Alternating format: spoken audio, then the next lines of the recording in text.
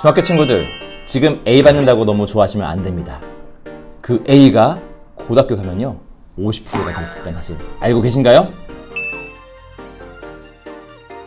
안녕하세요, 신영환입니다. 저는 외고에서 10년 이상 근무를 했고 13년차 영어 교사로 근무하다가 지금은 공부법과 다양한 공부 관련 활동을 하면서 책을 쓰고 강연을 하고 있는 작가 활동을 하고 있습니다.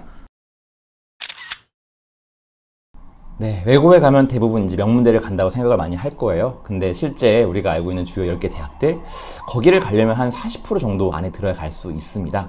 나머지 60% 너무 안타깝고 약간 힘든 마음이 들죠. 그래서 저는 이제 그 40%에 어떻게 드는지 친구들을 봤더니 이 공부라는 것을 이 친구들은 두 가지 관점으로 가장 잘 해왔습니다. 첫 번째는요, 자기 객관화를 분명히 합니다, 이 친구들은. 왜냐면 내가 지금 부족한 게 무엇인지를 알고 찾아가지고 거기부터 시작을 해요. 자존심을 부리지 않습니다, 이 친구들은. 자존감이 높기 때문에 내가 못하면 못한 그 위치부터 시작을 해서 쭉 이어가고요. 두 번째, 혹시 성적이 안 나왔다, 무너지지 않습니다. 아, 내가 지금 성적이 안 나온 이유는 공부를 많이 안 해서구나 라는 깨닫고 이런 자기 효능감을 가지고 더 잘해보려고 노력을 하고요. 아니면 회복 탄력성이라고 하죠. 무너져도 금방 일어나가지고 다시 자기 길을 속도에 맞게 갑니다. 그래서 여러분들 잊지 마시고 자기 객관화와 자기 속도에 맞게 쭉 이어가는 게 공부라는 것을 알았으면 좋겠습니다. 네, 혹시 그런 말 기억나시죠? 뱁새가 황새 따라가다가 찢어진다, 다리가 확 이렇게. 네, 그 이유가 무엇이냐? 나랑 안 맞는 옷을 입고 있기 때문에 그런 거예요. 왜냐면 이제 막 누가 잘한다고 하니까 나도 그렇게 해봐야지 저렇게 해봐야지 이렇게 다 해보는데, 물론 해보는 건 중요합니다. 근데 나랑 안 맞을 수 있어요, 그게. 그렇기 때문에 꼭 나랑 맞는지 안 맞는지 확인을 하는 게 굉장히 중요하거든요. 이거 다른 말로 메타인지라고도 합니다. 내가 지금 잘하고 있나 못하고 있나 확인하는 거를. 그래서 이 공부법이 정말 자기한테 맞는 걸 찾는 게 중요한 이유가 다른 게 아니라 내가 그걸 빨리 찾아야지만 효율성을 높여가지고 공부를 계속 이어나갈 수가 있거든요. 안 그러면 계속 이제 나 왜 안 되지? 왜 성적이 안 나오지? 이러면서 무너집니다. 그렇기 때문에 꼭 나에게 맞는 색깔을 찾고 그 색깔에 맞게 움직이면서 꾸준하게 매일매일 공부 습관을 이어갔으면 좋겠어요. 우리 특히 우등생들은요, 이거를 한 번에 찾은 것 같지만 사실 그렇지 않습니다. 진짜 막 수십 번씩 반복해 가면서 이게 되나 안 되나 확인도 해보고 안 되면 바꿔보고 이런 계획과 수정을 무한으로 반복을 했거든요. 그래서 여러분들도 시행착오 잊지 마시고 그게 잘못된 게 아닙니다. 다 나중에 성장을 하니까 방법을 찾고 나중에는 실천까지 이어질 수 있도록 노력해 보시길 바라겠습니다. 네, 1등급을 받는 친구들이 내가 공부 제대로 했어 이번에 이런 느낌을 들 정도로 했다는 거는, 첫 번째는 내가 완전 이해하고 빈틈없고 모든 걸 내가 다 흡수해서 내 거로 만들었다, 이렇게 만족할 수 있을 정도로 하는 게 첫 번째 그들의 기준이었어요. 근데 이렇게 하려면 반복을 정말 무한으로 해야 됩니다. 자기와의 싸움. 그래서 결국은 진짜 실제 어떤 반은 정말 우등생들이 모인 반이었는데 서로가 얘기해요. 몇 번 한 게 중요한 게 아니라 나와의 싸움에서 누가 이겼냐가 중요하다고 얘기를 하는 거예요. 그러니까 했으면 모르겠죠. 무한으로 했겠죠. 그렇게 하고 나서 시험 결과가 좋게 나왔을 때 내가 진짜 제대로 했구나 라고 이렇게 느낀다고 해요. 그러니까 첫 번째, 내가 일단은 만족할 정도로 하면서 동시에 시험 결과까지 나올 수 있게 끝까지 끌고 가는 거, 요걸 좀 제대로 공부한 거니까 여러분들도 그런 것들 감안해가지고 열심히 했으면 좋겠습니다. 일단 중학교까지는 대부분 절대평가를 시행하기 때문에 아이들이 이제 한 A를 받는 우리가 그 그룹을 얘기하잖아요. 그게 좀 과장 보태가지고 한 50% 내외인 것 같습니다. 또 인플레가 좀 있어요, 이게. 그런 친구들이 이제 내가 잘한다, 나 우등생이야 생각을 하다가 이제 고등학교를 진학합니다. 그럼 어떻게 될까요? 중학교에서 이미 50%였어요. 그럼 중간 정도거든요. 일반고를 가도 중간 정도가 될 수도 있는 거고, 특목 자사고를 가면은 중간 이하일 수도 있습니다. 왜냐면 이미 우수한 집단이 모였으니까. 이거를 일단 첫 번째 아셔야 됩니다. 왜냐면 고등학교는 그만큼 상대평가가 많이 이루어지고 있고 선택 과목이 아닌 이상 거의 대부분 상대평가니까요. 그래서 상대평가는 1등급이 4%고 2등급이 11%예요. 여기까지 이해되시나요?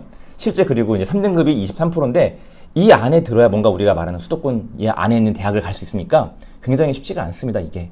그래서 첫 번째 이걸 알아야 되고, 이제 앞으로는 고교학점제가 되고 학교가 또 이제 뭔가 시스템 바꿔서 내신이 5등급제가 되는데, 그래도 이것도 1등급이 10%예요. 결국은 힘듭니다. 쉽지가 않습니다. 그래서 고등학교는 일단 너무 경쟁이 있을 수밖에 없다. 왜? 입시가 안 바뀌는 한 이거는 계속 이어진다. 그리고 앞으로는 서논술형 평가가 더 강화가 되고 그게 필수가 되고 핵심이 될 겁니다. 사실 그동안의 이제 입시와 이런 시험 이런 것들은 다 문해력에서 개념이 과거형이었어요. 읽고 이해하는 거로 끝났는데 앞으로는 그게 아니고요. 영어식으로 리터러시라고 하는데 그거는 글을 읽고 말하고 쓸 수 있는 능력이 있어야 됩니다. 그래서 앞으로는 이 말하고 쓸 수 있는 능력까지 기를 수 있도록 미리미리 대비하고 준비했으면 좋겠습니다. 여러분, 수능 영어가 절대평가인 건 알고 계시죠? 근데 절대평가 지금 7년, 8년차 지금 시행을 하고 있는데 현재 시점에서 1등급 비율이 거의 4%대입니다. 이거는 절대평가의 의미가 거의 없다고 볼 수 있을 만큼 어려운 상황인데요. 그럼에도 불구하고 1등급 받으려면 어떻게 하느냐? 저는 좀 두 가지 관점으로 좀 말씀드리고 싶습니다. 첫 번째는 출제자의 의도를 명확히 파악할 수 있어야 합니다. 다른 게 아니라 시험이라 유형이 있어요. 그래서 유형별로 내가 어떻게 이거를 풀어야 되고 접근을 해야 되고 지문 읽고 현지를 봤을 때 어떻게 이걸 풀어야 되는지 유형별로 정리를 했으면 좋겠고요. 두 번째가 정말 중요한데 킬러 문항이라고 아주 이슈가 아주 크게 났습니다. 근데 이게 트렌드가 좀 바뀌고 있어요. 과거의 킬러 문항의 어떤 느낌은 약간 익숙하지 않은 생소한 거? 이런 지문을 많이 활용했는데 이제는 바뀌어가지고 선지를 가지고 굉장히 까다롭게 문제를 내고 있습니다. 그럼 어떻게 해야 될까요? 지문 읽고 선지에서 답을 잘 고르기 위해서 우리가 생각을 더 많이 해야겠죠. 제가 꿀팁 하나 드리면은 영어, 특히 언어라는 것은 절대 시험에서 지문에 있는 단어를 똑같이 선지해서 같은 말이지만 알려주지 않습니다. 이게 정말 중요해요. 이거 약간 예를 들어 볼게요. 예를 들어서 이제 내용 중에 학생 수가 줄어들었다 이런 내용이 있다고 생각을 해볼게요. 이게 선지에는 그렇게 안 나오고요. 이제 예를 들어서 폐교가 늘어난다. 완전 다르지만 같은 맥락이죠. 두 번째, 저출산 인구 감소 현상이 나타난다. 이런 식으로 유했던 말에 관련성 있는 말을 바꿔가지고 내기 때문에 이게 어렵고 이거를 캐치하고 잡아낼 수 있어야 1등급 100점에 가까운 90점 이상이면 되는데 이 100점에 가까운 점수를 받을 수가 있으니까 여러분들 잊지 마시고 이 연습을 많이 하십시오. 제 사례를 말하는 게 좀 더 이게 와닿을 것 같아서 얘기를 해볼까 합니다. 저는 중학교 때 이제 3학년 때 공부를 좀 잘하는 학생이었습니다. 그래서 명문고를 진학했고 열심히 이렇게 공부를 했는데 고등학교 가니까 많이 힘들었어요. 뭐 지금의 특목자사고만큼의 엄청 좋은 학교였거든요. 그래서 저는 자존심 부리다가 명문대만 가야지 이러다가 결국은 공부를 중간에 포기하고 방황하고 이러면서 시간을 보내서 입시를 2번이나 실패를 했습니다. 저 같은 경우는. 근데 이건 제 사례지만 반대 사례가 있는데요. 제 친구 중에 중학교 때 공부를 좀 어려워하고 힘든 친구가 있었는데 그 친구는 고등학교 때 가서 이제 약간 정신을 좀 차리고 뭐부터 해야 되지? 생각을 가지고 고1 때는 초등학교 과정을 열심히 공부했고 고2 때는 중학교 과정을 열심히 공부해서 끌어올려가지고 고3 때는 고등학교 과정을 이제 진도에 맞게 좀 늦었지만 맞춰서 최대한 끝까지 한 거예요. 수능날까지 공부를 했대요. 그 친구는. 전 안 했거든요. 방황하느라. 근데 재밌는 게 제가 대학교를 재수해가지고 갔는데 그 대학교에서 그 친구를 만났습니다. 놀라운 사실이죠. 근데 그 친구는 심지어 한 번에 갔어요. 저는 재수해서 갔는데 여러분 이럴 수 있습니다. 중요한 포인트가 뭐냐면 지금 내가 비록 지금 어렵고 힘들더라도 내 수준에 맞는 걸 하면서 꾸준하게 속도에 맞게 가시면요 이룰 수 있습니다. 저처럼 너무 높은 것만 보고 이렇게 안 되는 거 하려고 하다 보면 오히려 포기하게 되거든요. 그러니까 자기한테 맞는 거, 자기 속도에 맞게 끝까지 하시기를 진심으로